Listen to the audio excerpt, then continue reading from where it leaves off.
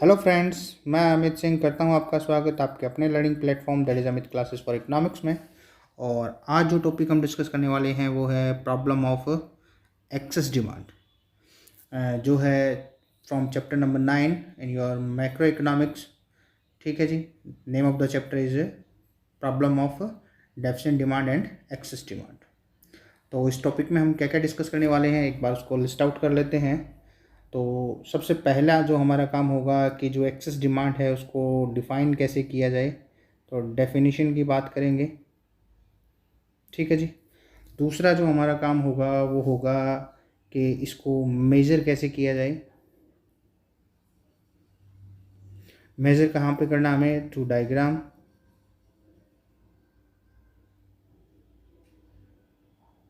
ठीक है जी। Through diagram इसको हम जो है डेराइव करके देखेंगे, प्रेजेंट करके देखेंगे कि एक्सेस डिमांड क्या कॉन्सेप्ट है। और थर्ड जो होगा हमारा वो होगा इसके कोजेस को आइडेंटिफाई करना एक्सेस डिमांड के। ठीक है जी। और फोर्थ जो कॉन्सेप्ट होगा हमारा वो होगा कॉन्सिक्वेंसेस। ठीक है जी।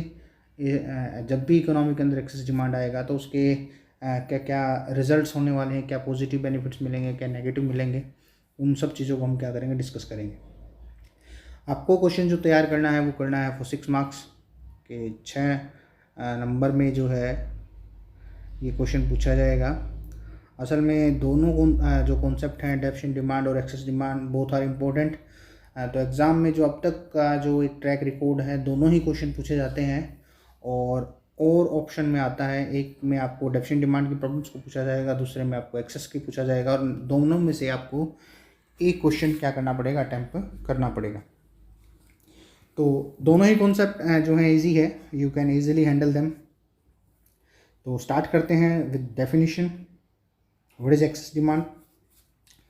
तो डेफिनेशन के लिए जो हमारे लिए जो इम्पोर्टेंट है कि जो डिमांड जो है उसको एक्सेस में हम तभी कहेंगे when it is more than, किससे ज़्यादा है, required for fuller utilisation of resources. Means कि भाई आपके पास एक एग्रीगेट डिमांड है और एज्यूम करते हैं दैट इज़ 1000, और एक आपको डिमांड जो चाहिए फुल एम्प्लॉयमेंट को मेंटेन करने के लिए, मान लेते हैं वो कितना है, 800।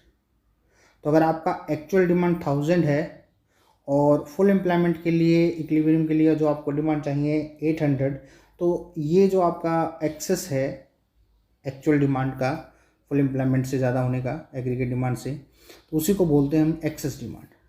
ठीक है जी। तो डायग्राम से इसको कैसे चेक करेंगे वो थोड़ा सा देखते हैं आगे। अभी सिर्फ यही। दूसरा जो कॉन्सेप्ट है आप ऐसे भी इसको मेंशन कर सकते हो, जो केन्ज ने मेंशन किया था कि एग्रीगेट डिमांड जो क्या होगी वो ग्रेटर देन होगी किससे, एग्रीगेट सप्लाई से। और एग्रीगेट सप्लाई कौन सी, corresponding to the full employment level in the economy. वो लेवल एग्रीगेट सप्लाई का जो फुल एम्प्लॉयमेंट पे हम क्या कर सकते हैं, इकोनॉमी के अंदर प्रोड्यूस कर सकते हैं। ठीक है जी। तो एक बार इसको देखते हैं डायग्राम से कैसे इसको जो है सोल्व किया जाएगा। यहाँ पे ये डायग्राम है, और इससे पहले वाले कॉन्सेप्ट में जब हमने डेफिशिएंट डिमांड के बारे में डिस्कस किया था तो कुछ करेक्शंस की बात की थी कि डायग्राम को हम थोड़ा सा एक अलग शेप देंगे। और वो शेप ये था कि जो आपका 45 डिग्री पे जो रेफरेंस लाइन है या इनकम लाइन है, ये हम इसको क्या करेंगे, जहाँ पे हमने फुल एम्प्लॉयमेंट मेजर किया, जैसे यहाँ पे OM जो अमाउंट है इनकम का वो फुल एम्प्लॉयमेंट को शो करता है। मतलब अगर अपने देश के सभी रिसोर्सेज को यूज़ किया जाएगा फुली और एफिशिएंटली तो मैक्सिमम हम क्या कर सकते हैं, OM आउटपुट क्या कर सकते हैं, प्रोड्यूस कर सकते हैं। तो हमें पता है कि फुल एम्प्लॉयमेंट OM पे आ चुका है, और उसके बाद अगर हम एग्रीगेट सप्लाई को इंक्रीज़ करना चाहें तो it become very difficult for us. ठीक है जी। इकोनॉमी के अंदर जो है OM से ज़्यादा का प्रोडक्शन हम नहीं कर सकते। तो ऐसी कंडीशन पे जो आपका जो एग्रीगेट सप्लाई कर वो ऐसे ना जाके हम क्या कर देंगे, फुल एम्प्लॉयमेंट से हम इसको वर्टिकल स्टार्ट कर देंगे, आपका ये एग्रीगेट सप्लाई बन जाएगा। ठीक है जी। मतलब अगर आप यहाँ पे एक्स एक्सिस पे आपने क्या लिया है, इनकम। ठीक है जी, जिसको वाई से नोट कर दें, आई से नोट कर दें। यहाँ आपने लिया एग्रीगेट डिमांड और एग्रीगेट सप्लाई। तो यहाँ पे सिर्फ एग्रीगेट डिमांड मेंशन है, आप दोनों को रिप्रेजेंट करेंगे, एग्रीगेट डिमांड और एग्रीगेट सप्लाई दोनों को। आपका कर्व क्या होगा, एक फुल एम्प्लॉयमेंट एज्यूम करेंगे, ठीक है जी, जो OM है, और आपका 45 डिग्री लाइन पे चलेगा AS कर्व, और फुल एम्प्लॉयमेंट के बाद क्या हो जाएगा, वर्टिकल हो जाएगा, ये आपका एग्रीगेट सप्लाई कर्व बन जाएगा। ऐसे हम इसको आगे लेके नहीं जाएंगे, ठीक है। तो फुल एम्प्लॉयमेंट पे ये कर्व जो है वर्टिकल हो चुका है। डिमांड हमें जो चाहिए, डिज़ायर्ड जो डिमांड है, वो डिमांड एग्रीगेट जो फुल एम्प्लॉयमेंट के लिए नेसेसरी है, कितनी डिमांड हमारी होनी चाहिए, वो हमने इस लाइन से दिखाया है जो ADF है, और उसने यहाँ पे F पॉइंट पे क्या कर दिया है, इंटरसेक्ट किया है एग्रीगेट सप्लाई को, that is our equilibrium point, और यहाँ पे हमने कहा कि भाई हम इतना आउटपुट क्या कर लेंगे, प्रोड्यूस कर लेंगे। तो यही चाहिए हमें डिमांड ADF, लेकिन एक्चुअल डिमांड क्या है आपकी, ज़्यादा है, इससे मोर है, एक्सेस है, और आपका डिमांड जो है एक्चुअल में क्या है, ADP है, जो प्लांट एग्रीगेट डिमांड है। तो आप कहेंगे जो डिमांड चाहिए थी उससे आपकी डिमांड ज़्यादा हो गई। तो ये जो एक्सेस नेस है आपके प्लांट एग्रीगेट डिमांड की, उसी को हम क्या कहेंगे, ये है हमारी एक्सेस डिमांड, या इसको हम दूसरा नाम भी दे सकते हैं, इन्फ्लेशनरी गैप। और गैप के थ्रू समझाएं तो यहाँ पे मैंने F पॉइंट है और यहाँ पे E पॉइंट है, तो E से जो F का गैप है उसी को बोलते हैं हम एक्सेस डिमांड, ठीक है जी। और OM क्या हो गया, full employment level of equilibrium, ठीक है जी। तो यहाँ पे हमने जो है डायग्राम से मेजर किया एग्रीगेट डिमांड जो है कैसे एक्सेस में कन्वर्ट हो जाती है। अब जो है आगे देखते हैं व्हाट आर इट्स कॉजेज़, ठीक है जी। उसको समझने से पहले एक बार ये देख लें, कंपोनेंट्स ऑफ एग्रीगेट डिमांड की बात कर लेते हैं, कि जब भी हम एग्रीगेट डिमांड की बात करते हैं तो हमें पता है एग्रीगेट डिमांड जो है वो 2 सेक्टर इकोनॉमी में होता है, C+I means consumption expenditure plus investment expenditure. लेकिन जैसे ही हम 3 सेक्टर इकोनॉमी की बात करते हैं, हमारा जो एग्रीगेट डिमांड है वो बन जाता है C+I+G, ठीक है जी, C+I+G, consumption expenditure, investment expenditure and government expenditure, ठीक है जी। 4 सेक्टर इकोनॉमी की अगर हम बात करते हैं तो हमारा एग्रीगेट डिमांड बन जाता है C+I+G+X-M।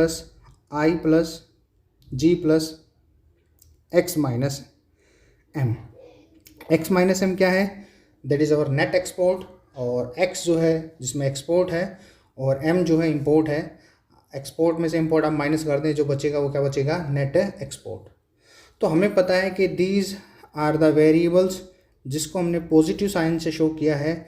मींस अगर मान लेते हैं इकोनॉमी के अंदर 10 कंजम्पशन एक्सपेंडिचर है, 10 इन्वेस्टमेंट एक्सपेंडिचर है, 10 गवर्नमेंट एक्सपेंडिचर है, एक्सपोर्ट 20 का है और इंपोर्ट जो है 10 का है, तो एग्रीगेट डिमांड का लेवल जो होगा वो क्या होगा, 40। आप इनको ऐड करेंगे तो अब ये आता है कि एग्रीगेट डिमांड जो फुल एम्प्लॉयमेंट पे हमें चाहिए वो हमने एज्यूम कर लिया कि वो क्या हो गई, 40 है। तो एक्सेस में कब जाएगी, जब आपका डिमांड 40 नहीं रहेगा, बल्कि क्या हो जाएगा, 40 से अबोव हो जाएगा, 60 हो सकता है, 70 हो सकता है, कुछ इस तरीके से आपका एग्रीगेट डिमांड हो जाए। तो उसके पीछे वजह क्या होगी, या तो आपका कंजप्शन एक्सपेंडिचर बढ़ गया होगा, 10 से 20 हो गया हो, या फिर आपका इन्वेस्टमेंट एक्सपेंडिचर बढ़ जाएगा कि 10 से 20 हो गया हो, या गवर्नमेंट एक्सपेंडिचर बढ़ेगा, या आपका नेट एक्सपोर्ट बढ़ेगा। बस नेट एक्सपोर्ट बढ़े तब आपको ध्यान रखना है। नेट एक्सपोर्ट 2 तरीके से बढ़ सकता है, या तो आपका एक्सपोर्ट का अमाउंट बढ़ जाए, इंपोर्ट कांस्टेंट रहे, या फिर आपका इंपोर्ट का अमाउंट क्या हो जाए, कम हो जाए, एक्सपोर्ट कांस्टेंट रहे, या फिर दोनों बढ़ें। तो रिलेटिव जो इंक्रीज़ है एक्सपोर्ट में अगर इंपोर्ट से ज़्यादा है, तो ऐसी कंडीशन पे हम कहेंगे इकोनॉमी के अंदर क्या आ सकता है, एक्सेस डिमांड या इन्फ्लेशनरी गैप क्रिएट हो सकता है, ठीक है जी। तो अगर आपको ये चीज़ें समझ में आ गई तो इनको कोजेज़ को समझना जो है बड़ा आसान हो जाएगा, और बुक में जो है मेंशन किए गए हैं व्हाट आर द कोजेज़। तो अगर आप इन कोजेज़ को देखेंगे तो आपको पता लगेगा। देखो जी, यहाँ पे फर्स्ट जो पॉइंट है वही है, increase in private consumption expenditure, शायद कंजम्पशन एक्सपेंडिचर बढ़ गया, ठीक है जी, या फिर क्या हुआ है, increase in investment expenditure, economy के अंदर जो है इन्वेस्टमेंट एक्सपेंडिचर बढ़ गया, ठीक है जी। अब कंजम्पशन कैसे बढ़ सकता है, उसके पीछे 2 लॉजिक है। कंजम्पशन जो होता है वो होता है A+BY, तो या तो आपका A जो है वो चेंज हो गया है, ऑटोनोमस कंजम्पशन बढ़ गया, या फिर आपका जो MPC है, जो आपका मार्जिनल प्रोपेंसिटी टू कंज्यूम है, शायद वो चेंज हो गई होगी, इंक्रीज़ हो गई होगी, तो उसकी वजह से भी जो है आपका कंजम्पशन एक्सपेंडिचर बढ़ सकता है। इन्वेस्टमेंट एक्सपेंडिचर ऑटोनोमस है, तो एब्सोल्यूट अमाउंट में हम इसको मानते हैं कि बढ़ा होगा, तभी जो है एक्सेस डिमांड आएगा। और नेक्स्ट जो अगर हम देखते हैं तो आपको पता लगेगा गवर्नमेंट एक्सपेंडिचर की बात होगी कि गवर्नमेंट एक्सपेंडिचर जो है क्या हो गया है, इंक्रीज़ हो गया है, तब एक्सेस डिमांड क्रिएट हो सकता है, या फिर इंक्रीज़ इन एक्सपोर्ट की बात करेंगे या डिक्रीज़ इन इंपोर्ट्स की बात करेंगे। तो these are the causes of excess demand. एक पॉइंट और है जिसको मेंशन किया जा सकता है और वो है टैक्स रेट। अगर टैक्स रेट गवर्नमेंट किसी वजह से कम कर दे तो आप ये मान के चलें कि इकोनॉमी के अंदर जो लोग जो टैक्स पेयर हैं अब वो कम टैक्स पे करेंगे, मतलब उनके पास परचेजिंग मतलब मनी जो है वो ज़्यादा बचेगी जिसको वो परचेजिंग के लिए यूज़ कर सकते हैं। मींस एग्रीगेट डिमांड बढ़ जाएगी अगर गवर्नमेंट ने टैक्स रेट को क्या किया है, कम किया है। तो these are the causes behind the excess demand. अब चेक करते हैं कि what will be the consequences of excess demand. कि एक्सेस डिमांड अगर इकोनॉमी के अंदर आएगी तो क्या क्या परेशानियां जो हैं वो इकोनॉमी को सहन करनी पड़ेगी। तो जो सबसे पहला पॉइंट है वो यही है कि जब भी एक्सेस डिमांड होगी तो उसी को हम दूसरे नाम से जानते हैं कि इकोनॉमी के अंदर इन्फ्लेशनरी गैप आएगा। और इन्फ्लेशनरी जो बना है गैप वो बना है इन्फ्लेशन से, और इन्फ्लेशन का मतलब है rise in prices for a long period of time, persistent rise in prices. ठीक है जी, आपकी कीमतें जो हैं लगातार बढ़ती जा रही हैं, और कीमतें अगर ऐसे ही बढ़ती गई तो एक टाइम ऐसा आ सकता है जब शायद लोगों की परचेजिंग पावर से ज़्यादा कीमतें हो जाएंगी, लोग उन चीज़ों को परचेज नहीं कर पाएंगे।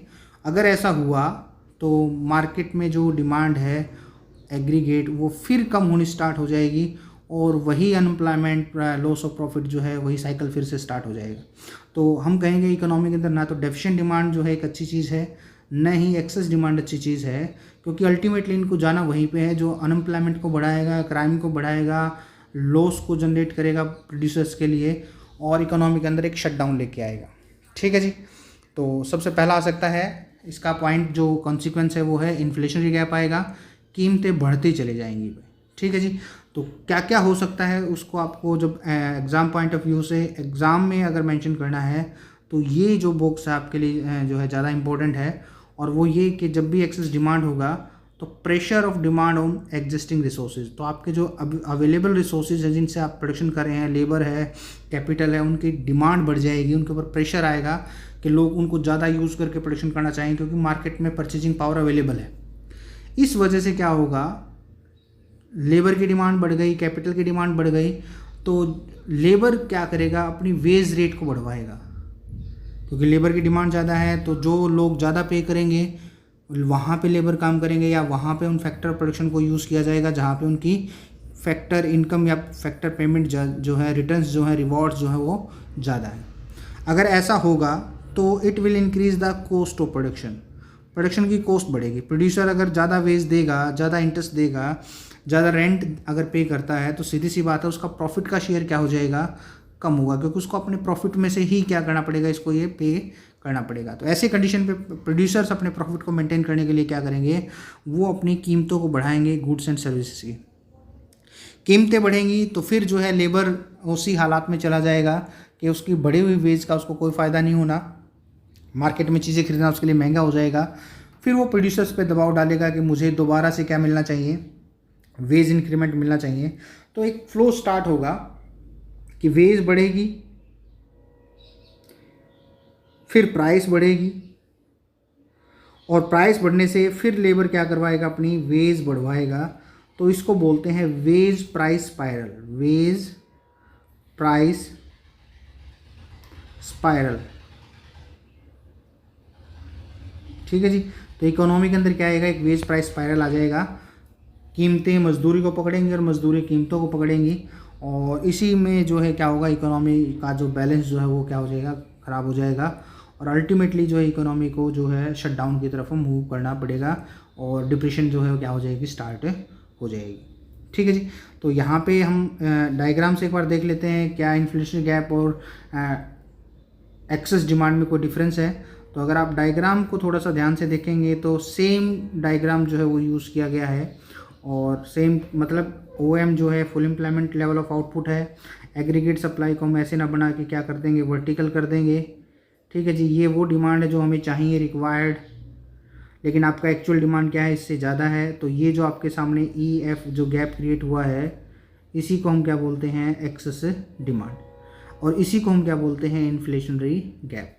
तो आपसे चाहे वो एक्सेस डिमांड के बारे में बात करें एग्जामिनर, या फिर जो है इन्फ्लेशन गैप के बारे में बात करें, तो दोनों का जो है डायग्राम आपको सेम यूज़ करना है। डेफिनेशन भी सेम होगी कि आपकी जो एक्चुअल डिमांड है, प्लान डिमांड है, वो रिक्वायर्ड जो एग्रीगेट डिमांड है जो फुल एम्प्लॉयमेंट के लिए हमें चाहिए, उससे आपकी डिमांड ज़्यादा है। जितना ज़्यादा है वही गैप क्या है, आपका एक्सेस डिमांड है या इन्फ्लेशनरी गैप है। ठीक है जी। तो पहला जो आप रिजल्ट बता दें, या इसका जो है क्या बता दें, कॉन्सिक्वेंस बता दें कि जब भी एक्सेस डिमांड होगा तो इन्फ्लेशनरी गैप आएगा, और इन्फ्लेशनरी गैप क्या क्रिएट करेगा, इकोनॉमी के अंदर वेज प्राइस स्पाइरल, मजदूरी बढ़ेगी और फिर प्राइसेस बढ़ेंगी, फिर मजदूरी बढ़ेगी, और अल्टीमेटली क्या आएगा, शटडाउन आएगा। दूसरा है स्टैटिक जीडीपी। ये एक ज़बरदस्ती से पॉइंट बनाया गया है, कोई मतलब हम नहीं कहेंगे, कोई एक्चुअल जो है पॉइंट है ये। ठीक है जी। क्या है ये पॉइंट, कि भाई अगर एक्सेस डिमांड है तो डिमांड चाहे आप कितनी भी बढ़ा दें फुल एम्प्लॉयमेंट के बाद, we cannot change the total output in the economy. आपका आउटपुट जो है इसी अमाउंट में रहेगा, OL अमाउंट में। पहले वो OM मेंशन था, अब OL मेंशन है, मतलब आउटपुट में कोई चीज़ नहीं होने वाला। डिमांड आप बढ़ाते चले जाएं, आपका एग्रीगेट सप्लाई वर्टिकल हो चुका, वो यही इंटरसेक्ट करता जाएगा स्टैटिक जीडीपी। मतलब एक्सेस डिमांड एक ऐसी कंडीशन है जहाँ पे आपको जीडीपी में कोई चेंज नज़र नहीं आएगा।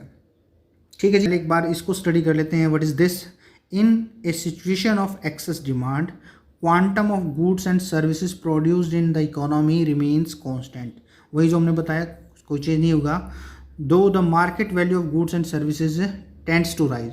जबकि मार्केट वैल्यू जो हम निकालते हैं वो कहता है क्वांटिटी इनटू प्राइस, कि जो भी चीज़ प्रोड्यूस हुई जिस क्वांटिटी में, वो तो फिक्स रह गया। जैसे मान लेते हैं 10 यूनिट्स ऑफ फुल एम्प्लॉयमेंट पे प्राइस पहले 5 थी, आंसर 50 था, अब 10 हो गई, आंसर 100 आ गया। मतलब value of goods and service बढ़ता जाएगा, रियल जो जीडीपी है उसमें किसी प्रकार का कोई चेंज नहीं आएगा। ये इसका एक कॉन्सिक्वेंस है। और अल्टीमेटली जो है वो दोबारा से यहाँ पे जो सबसे इंपॉर्टेंट पॉइंट है, जो आपको एग्जाम पॉइंट ऑफ व्यू से इंपॉर्टेंट है, या तो सीधा वेज प्राइस स्पाइरल के बारे में पूछा जाएगा आपसे, या फिर अगर हम कॉन्सिक्वेंस के बारे में पूछें तो आपको सिंपली बताना है कि excess demand will generate wage price spiral in the economy.